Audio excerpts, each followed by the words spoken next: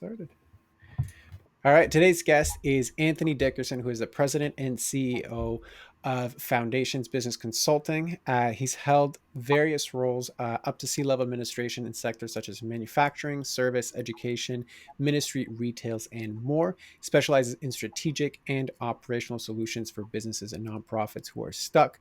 His expertise spans executive leadership, finance, human resources, strategic planning, and project management. And prior roles have included vice president of shared services, chief human resource officer, and executive director in various organizations. And through impactful speaking engagement, he delves into crucial topics like growth, leadership, and teamwork, offering a multifaceted perspective that inspires and empowers organizations and audiences alike. So, Anthony, thank you very much for being on. How are you doing today? Well, thank you so much, Josco. It is a pleasure to be here. Thank you for that introduction. Yes, at Foundations Business Consulting, our aim is to elevate operations so that our clients can get unstuck.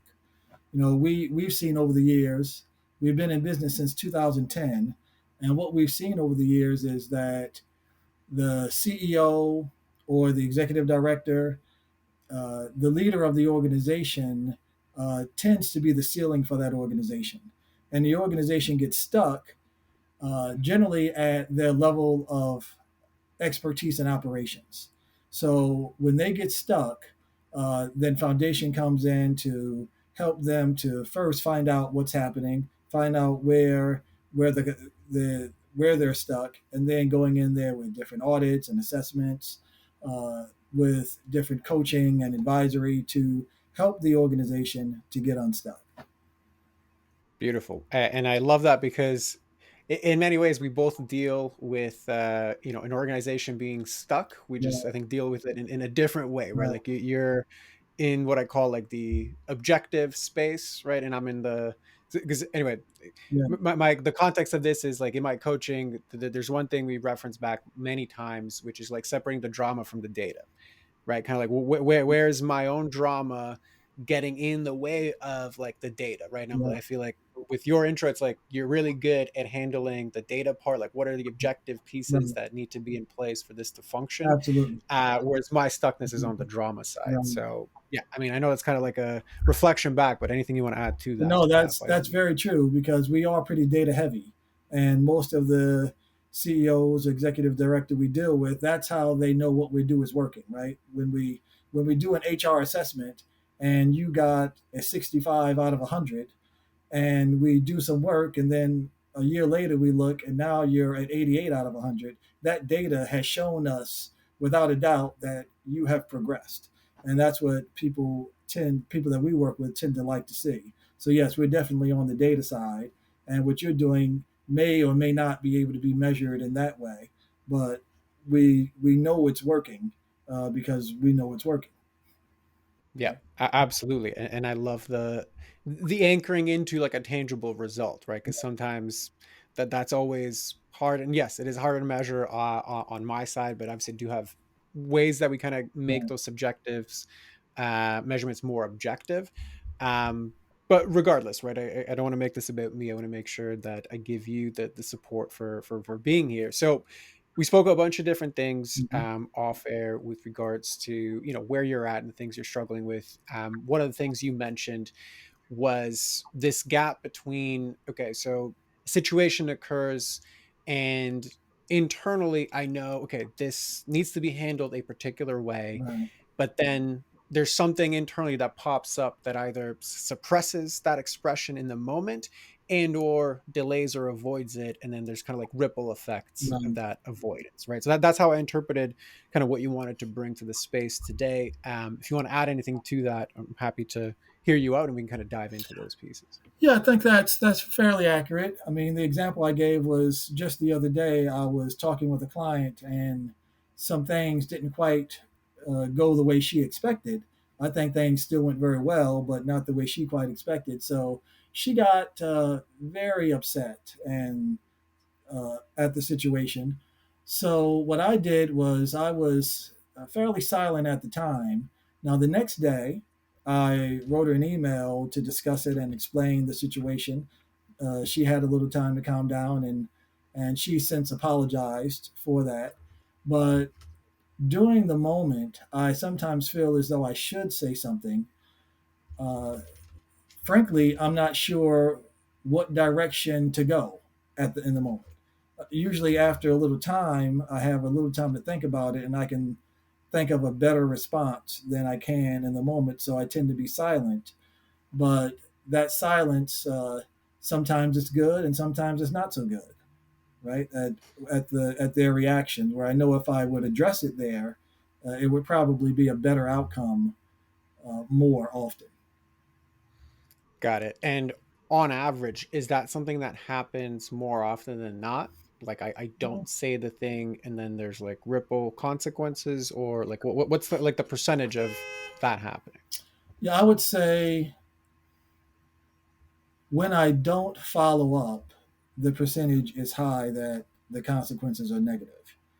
When I Hmm. follow up, it's better than even. It's probably 60, 70, 80% that things work out fine.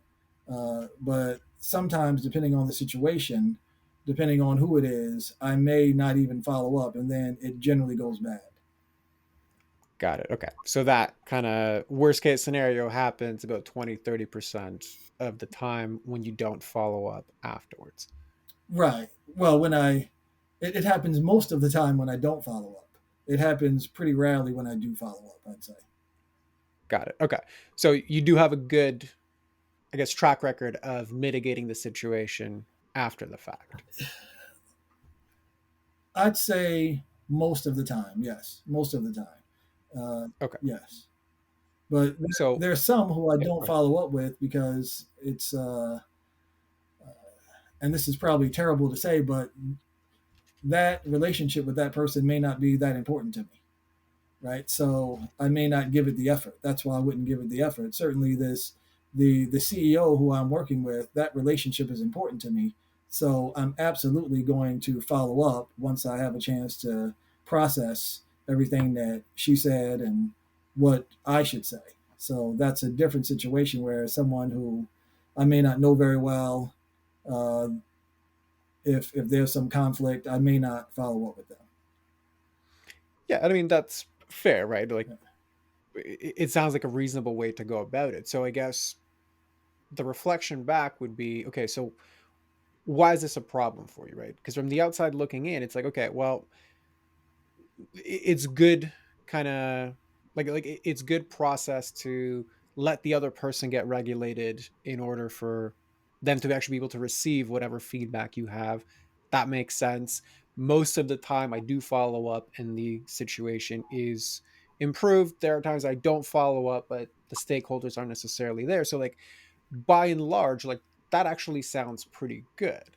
So playing kind of devil's advocate here, like what is the actual problem that you are experiencing? Well, perhaps the problem is uh,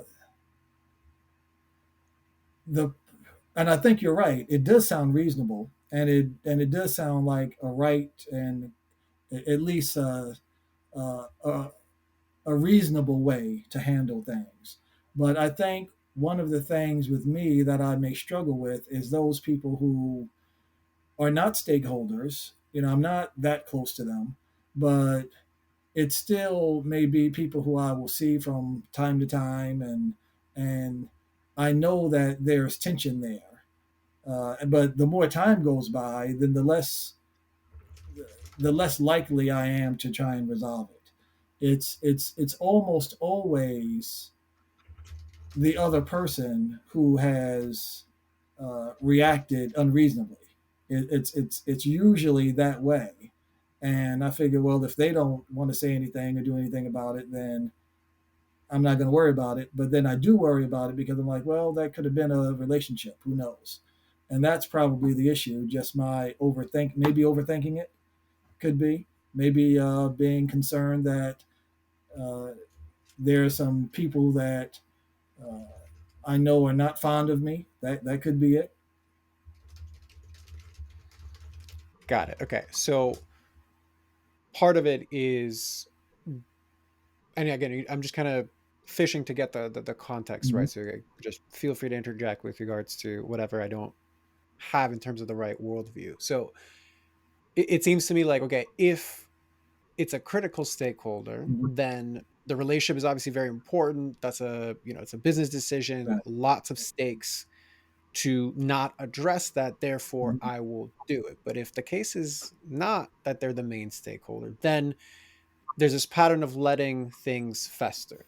So basically, like, tolerating that festering is potentially subconsciously preferable to the discomfort of having to go and address it afterwards. But as soon as that kind of external pressure is gone, then against my better judgment, I let the festering continue. Like, is I that think that's right. accurate? Yes, yes, that's accurate. Okay, perfect. So then that impulse to fester, okay, what's the internal feeling that you feel when, it's like your mind is telling you, okay, I should probably talk to this person, but then there's like a feeling, ooh, but this feeling says I shouldn't, so that wins out. So tell me more about that.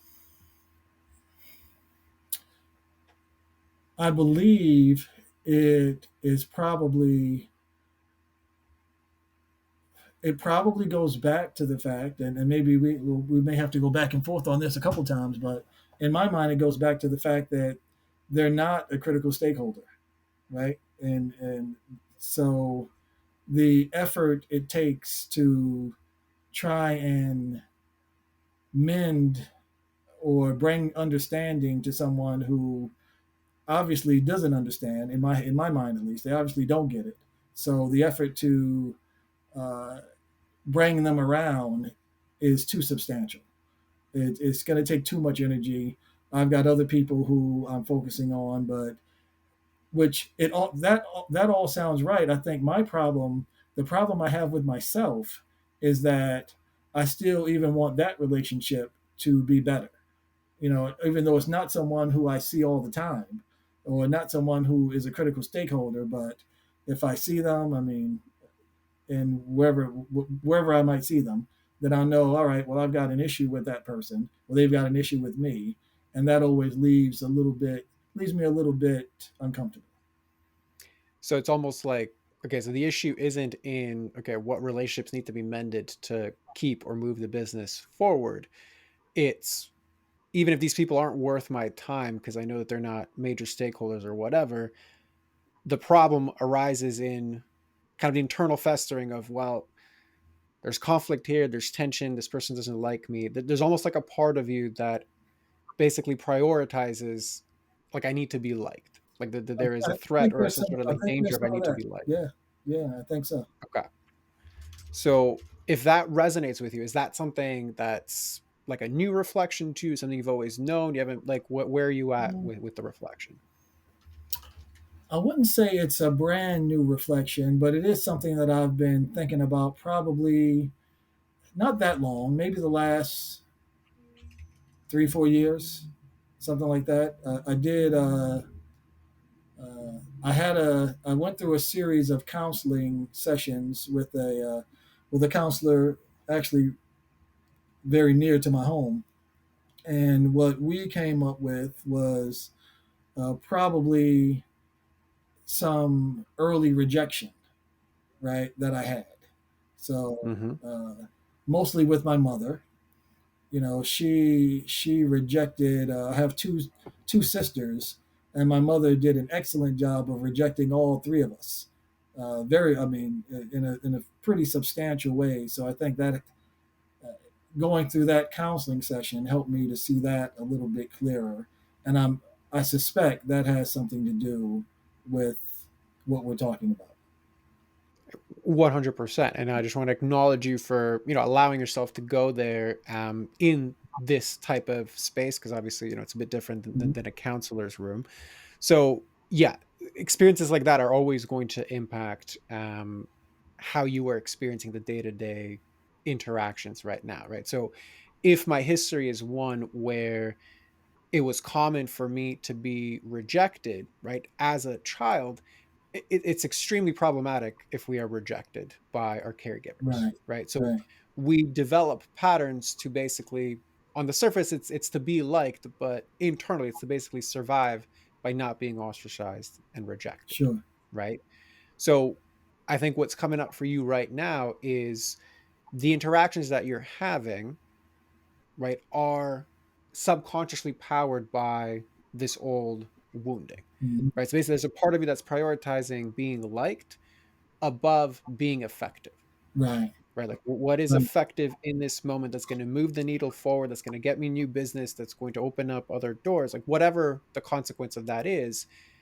But unless it's critical, I can't override Right. that survival instinct. So Right. I'm going to prioritize being liked over being effective, right? And it's actually common, especially with the clients that lead teams, like Mhm. especially like I have a lot of people that are in those situations, right? One acronym we always talk about in these types of leadership scenarios is TIE, right? So truth, immediacy, and efficacy. So what is my truth? How immediate can I be in delivering it? And am I prioritizing being effective over, with people pleasing patterns, it's over being liked, Right. Okay. right? And that feedback loop is the one that you're wounding is always going to distort or make wrong in some way. Sure. So I know I'm talking a lot at you. Like what's landing from all of that? Yeah, that's good. That's good. That what's landing is uh, obviously some things that I've talked about before. That certainly a rejection as a child or even a young person or even a young adult is very consequential for us. And one reason that I'm doing this, and I know as people are watching, is because I think all of us have these hurts or something has gone on in our lives, and I'm doing this so that others can see that it's okay to seek help. But I think really what's consequential from that is uh, I need to. I think I need to understand Thai better. I probably need to understand it better and the how it works and what the steps are. Uh, sometimes when someone is in the moment, doing their yelling or whatever, then I'm not even sure what the proper steps are at that time. Right. It takes me a little time to think about it.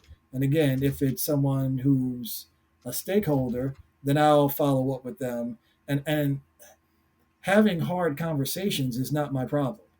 I can have hard conversations. That's no problem. But I may not be able to do it right there. And if it's not an important enough person, then I may not do it.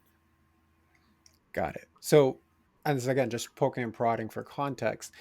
What is your relationship like to confrontation? Like, is that something you feel like you fear? You're okay with that, or similar with assertiveness as well? Like, just out of curiosity. I think I'm I think I'm okay with confrontation. Uh, Mm-hmm.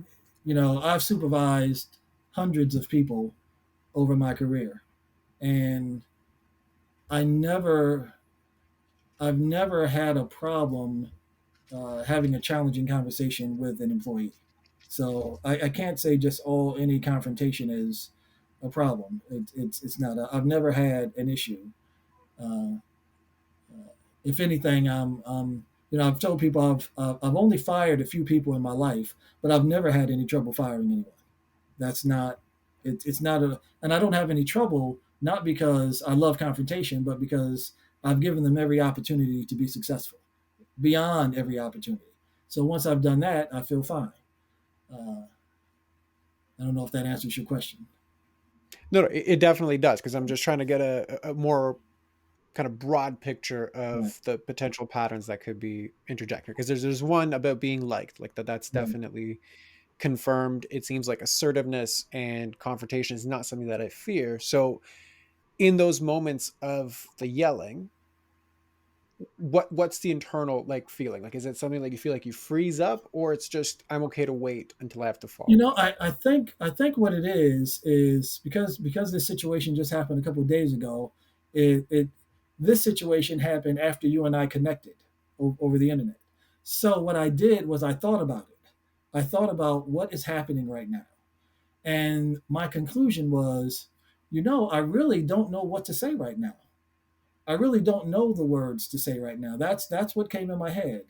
Afterwards, I waited a day or so, and afterwards, I wrote and I understood her feelings and understood where she was coming from, and I told her what changes that we're going to make to remedy that, and everything's fine. And she apologized, and everything's fine. But at the time, I think that was it. I just didn't know. So if I am supposed to say something, I thought I don't know what that something is, so I'll just wait. That's what I Got was it. thinking. Yeah, so there's like a should operating there. Like there should be something I should be doing here, Yeah, but I don't know what that should is. right. Right.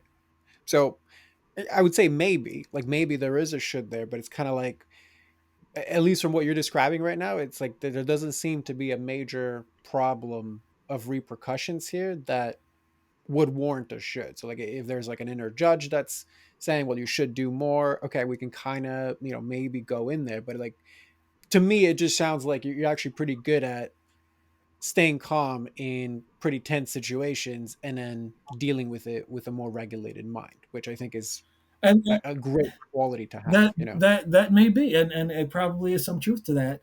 But perhaps in my mind, maybe my mind hasn't caught up with that truth yet, right? Maybe that's what's bothering me, because it may. I mean, as you say, it does sound extremely reasonable, right? But when I'm in the situation, I'm thinking, boy, I think I should be saying something here, but I don't. I have no idea what to say.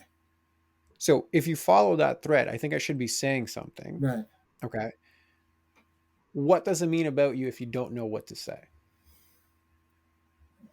Well, what it means to me, if I don't know what to say, is I'm lacking something, right? I Hmm. should have an answer, but I don't have an answer. Uh, Okay. So I should have an answer, but I don't have an answer. So is there a part of you that gets significance from having like quick answers? my answers don't have to be quick. Not all that. Well, I was my initial reaction to that question is no, because I'm more of a thoughtful person. But I think doing during the situation, I feel that way. Okay. During some situations, I feel that way. Now, if someone asks me a question that has a difficult answer, I don't have any problem saying, you know what, I'm going to need a day or so to think about that. But I think there's something different when there's yelling, right? It's different when there's yelling than if we're just having a conversation. You say, Anthony, what about this? I say, I don't really know. I'm going to have to do some research and investigate that. But when there's yelling, I think it must it must switch something in me to make me think that I need an answer for that. Got it. And is there a difference if the yeller is a male or female? I don't think so. Okay. No. So just the yelling Yeah. in general. Yeah. Okay. Perfect. And when somebody is yelling at you, what does that mean to you?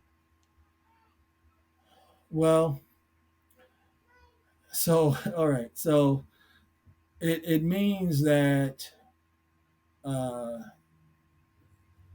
in my mind, there's a level of respect that's not there. As I said, it's usually, if there's yelling, it usually is going to be from someone else, because I generally don't yell at people. Unless you have a hearing issue, I don't yell, and so we just are having a conversation. So there's a level of disrespect there, and I tell you, if I were to have a reaction, if I so when I say I don't know what to say, I do know what I want to say, which may be uh, it may be a bit harsh. So part of it is not wanting to be harsh and say something that will derail the relationship. So I don't know what to say. I mean, I know how to say stuff. I know how to tell people, who do you think you're talking to? Have you lost your mind? Who do you think you're yelling at? I know how to say that, but I say I don't think that would be the best thing to say. So I don't know what to say, but I could say that, and probably with some I have said that, but it doesn't. It's not helpful. It's not helpful. So I try not to go there. Got it. So in that instance, would it be accurate to say that really there's a part of you that feels disrespected. Yes. Okay. So it's almost like that part, it's like in that moment, the inner conflict is I'm trying to optimize for disrespect or for just like getting the situation regulated and then like being effective. Right. Like my truth is I'm disrespected. I need to like protect myself. And the conflict is, well, I got to suppress that and or push that with, Right. well, okay, the efficacy portion here is just keep the relationship, get it going, etc. And then if that's the stakeholder, but then if it's not a stakeholder, then the internal conflict is, well, now I have to keep being disrespected because I never told this person to, f off or whatever, right? Like, is that Yes. accurate with I regards think to? that's right. Yes. Yes. Okay, so what does that tell you? Like, again, is this something that's new for you? Or you haven't heard it this way? It's not new. Like, where are you at with all of this? No, I think that part is. I think that part is new. What you just said is new. Okay, Yeah. and what do you take away from that reflection? Like, what lands for you with it? Well, what lands for me is uh, maybe to treat more people like stakeholders, and understanding that this is a relationship that I want to continue, that needs to continue, not only for me, but for those who work for me. And we need to continue this relationship. And if there's a problem, obviously there will be problems. So we have to get over this problem. And with those that are not stakeholders, it's not a. I don't have a strong reason to bother with them, but I probably should. And probably sometimes I feel bad about that too. It's like, well, you know, I should follow up with them because they obviously have a misunderstanding about something. But part of me is like, well, I don't really feel like it. So, you know, Right. maybe I should So, treat them more like stakeholders to give them that courtesy that they would now have a better understanding. and it would be hard to give him that courtesy because the initial trigger was I'm disrespected. Right, right. Right. So, in that instance, and like we talked about separating the drama from the data part of this was objectively, if this was a stakeholder, I would know what I need to say in order to move the relationship forward, mitigate, do all of the reconciling things. Mhm. The subconscious drama in this instance is, well, screw that. I was disrespected. They don't matter. I don't want to bother with it. You got it. That's exactly right. Okay, perfect. So it's one thing to have awareness and like, okay, that's cool. And I see myself better. Great. So if you now zoom out, how is this a problem in your day to day, right? Whether it's in new business, whether it's just in the level of peace that I experience doing these jobs, like how does it manifest for Well, you in terms of you know, consequences? so certainly with clients, I don't think it's much of an issue. But how do we know who's going to be our future clients, right? We I've heard many times that you have to get along with everybody, right? You can't only I can't only get along with my clients if I feel like I've been disrespected by someone else. Now, obviously, most people, 9 out of 10 people don't randomly yell at people or have these confrontations with them. So I'm fine with 9 out of 10 people, but the 1 out of 10 that is like that, well, now I've got a problem with them. But who knows what opportunities I'm missing by not having good relationships with as many people as I can, and that's Right. important, I think, for me. Yeah, especially in a relationship business like Yeah. yours, right? Well, it seems to me like that's a very important quality of yours. Yes. Makes sense. I support that fully. So it's kind of like these unresolved things could potentially fester into, while they're not quote unquote worth my time now, they might be a stakeholder in the future, right? Right. Like that they might move from whatever middle management to upper management. Now they get to be stakeholders Right. or they're in committees that make the decisions to like hire me. Right. That's where it can have ripple Right. effects, right? Or not even be a referral. Like there's so many kind of ripple effects that are Right. hidden. They're not necessarily Yeah, direct. it could, or they could know someone, or I mean, one never knows, right? You never know Yeah. what business you don't get. Yeah. Yeah. And it's always right. people will remember the bad feelings more than they will remember the good ones. Right. You know what I mean? It's like even if you had 10 good ones, but then there one bad one will stick out like a sore thumb. So Mhm. yeah, I got that 100%.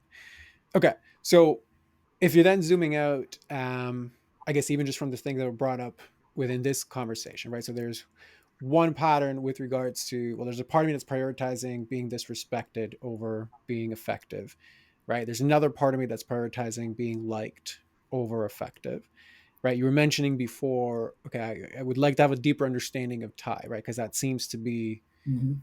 something that's reoccurring with regards to the stuff that we're talking about. So, what do you mean when you say I would need to understand Thai better? Well, it sounds like there's three elements to it, and I'm sure each element must have some process or something that goes with it. But this is my first time hearing about Thai, so if you mention it, I don't really know what it is other than you explaining what the T, the I, and the E stand for. Yeah, totally fair. So basically, you can think of it as a process or a system of navigating essentially like delegation type situations, right? Broader spectrum communication type things, but generally it's going to be in context where there is a clear like, okay, I give you instructions and then something happens, and or there is some sort of relationship dynamic with very, very like defined hierarchies or structures, right? So generally boss to employee, Mm. client to like vendor, those types of situations. And it's basically a mental model or a mental filter of like, okay, how do I navigate Mhm. these types of situations? So the truth portion of it is basically what is my truth in the moment, right? Am I taking ownership of what the truth is in this moment? So in the moments that you described, so I am being disrespected here, that's my truth. Right. Now your truth might be hidden because of these old woundings. So like I prioritize being liked because of my history, right? I can't allow myself to be disrespected because then I'm afraid I'm going to blow up or say something harsh, right? So those are like the blind spots to our truth. That's the blind spots to our expression. Right. Sometimes it's actual like it's not safe for me to express usually because of my history. So there's usually some sort of distortion in either being aware of what your truth is in the moment, like having clarity of it, or your ability to then express it, Right. right? So that's kind of the first part of it. And then the immediacy aspect of it is what you talked about, the delay, right? So oftentimes we might know what our truth is. I should have said this, I should Mm. have said that. This employee underperformed, but I just kept saying, okay, like that's okay. I made an excuse and the other excuse, and then whatever the situation and the integrity of that truth was. But there's usually a delay in the immediacy of how quickly that gets nipped in the bud. Right. That's usually when these indirect, like what I call them, profit and time losses. Like they're usually not expense items on your P&L statement, but what they are still losses in terms of time, in terms of communication, of how many times you have to go back and forth, Mhm. at the underperformance in terms of like things you have to compensate for to redo, etc. All of those are effects of immediacy, Okay. because the more immediate I am with my truth, the Mhm. more I can then essentially be effective. So to what Right. degree am I prioritizing what does the objective situation require of me in this moment versus to what degree am I just playing out patterns of like my past or whatever, right? Right. So broad strokes, like that's essentially one of the main tools we use within the coaching to be like, okay, when you're going out and embodying all the stuff we talk about and heal within session, this is a mental model how you can check yourself when you're kind of quote unquote out in the field. So again, I know a lot of things coming your way. So what landed Well, with that's that? good. I think Thai is a good model for truth, immediacy, and effectiveness. So what landed to me is, you know, there are certainly times, and probably most of the times, that I could explain the truth. I mean, there are some times that it would be perfectly appropriate and right for me to let people know, look, when you yell at me, that makes me feel disrespected. I'm not yelling at you, so if we want to have a conversation, we can have a conversation. But if you're going to insist on yelling and treating me in ways that I find disrespectful, then we can just end the conversation, and that's fine. And that would probably, I'm sure that would be helpful for some people, because some people have that way about them. But I can help them to not do that with me, at least, and perhaps not with others as well. So I think that's very good. I think to tell the truth immediately would be more effective in many ways. And I think that's right, because if someone is, if someone is doing something that, and if someone is doing something that we all know is not the right way to talk to people, then it's okay to tell them the truth, that, no, that wasn't right. You can't, uh, most of us can be defenders of others in that case, right? If we see somebody getting yelled at for no reason, we can say, look, that is wrong. You can't speak to your subordinate like that just because she's your subordinate, you know. Uh, but sometimes with ourselves, it's a little bit more difficult. So I think this is very good. I think I'm gonna study this and think about this and begin to use this. I like it.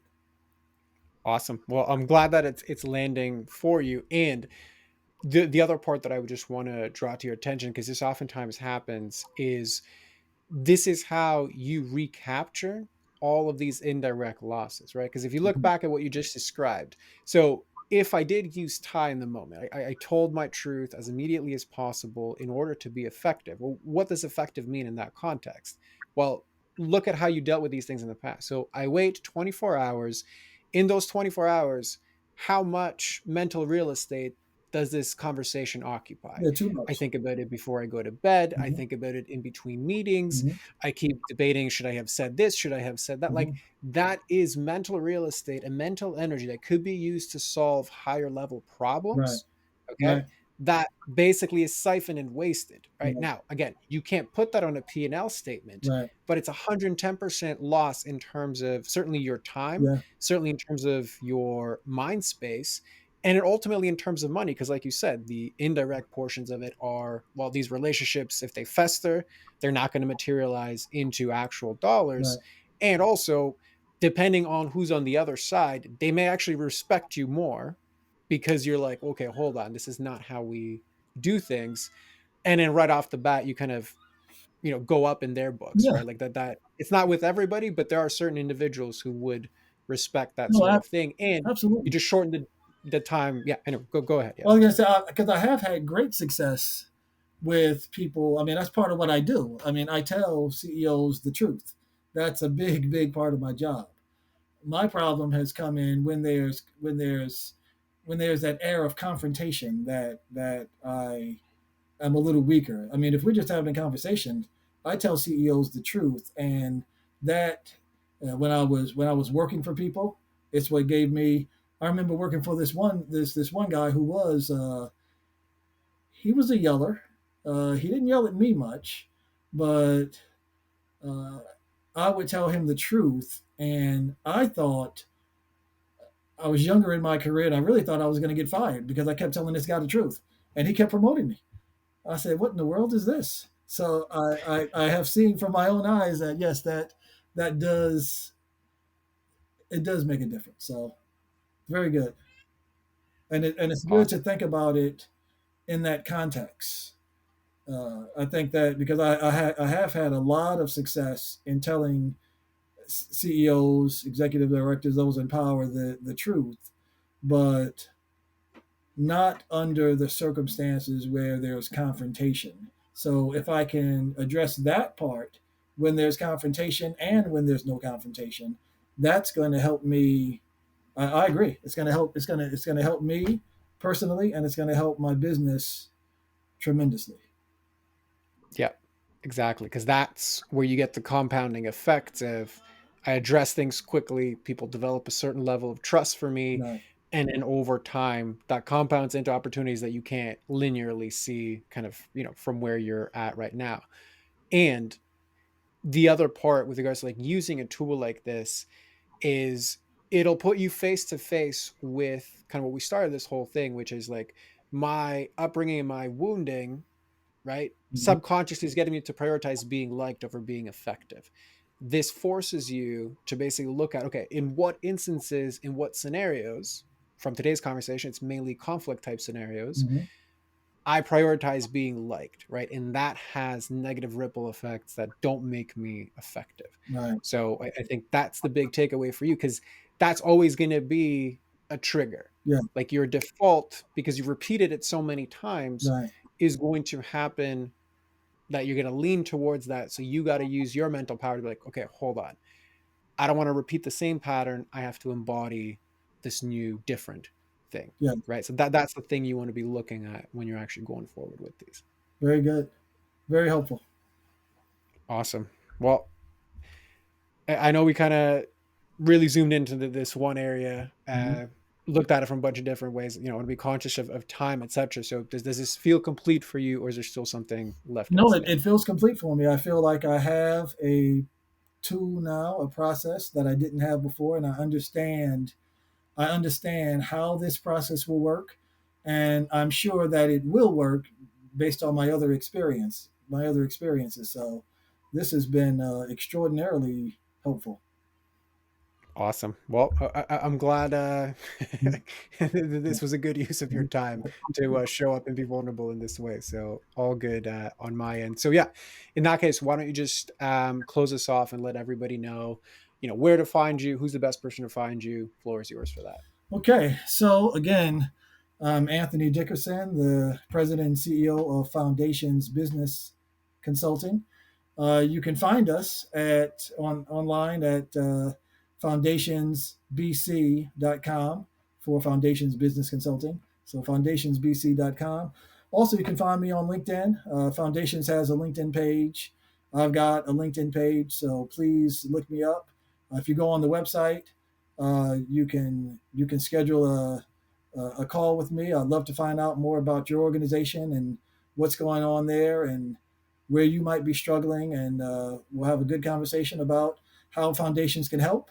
And if we can help, we'll be very effective. And if we can't help, you know, we'll say so, and maybe you'll have made a friend. So we'll see. But we're there to help anyone that needs help. We work with businesses and nonprofits. A lot of people ask why businesses and nonprofits, because my experience is very heavy in both business and nonprofit, and I've seen the exact same problems in both. And a lot of people think nonprofits are much different than business. Not in this case. Not in the case of operations. They're so similar. So uh, give us a call, shoot me an email, and we'd be happy to help. Thanks, Josco.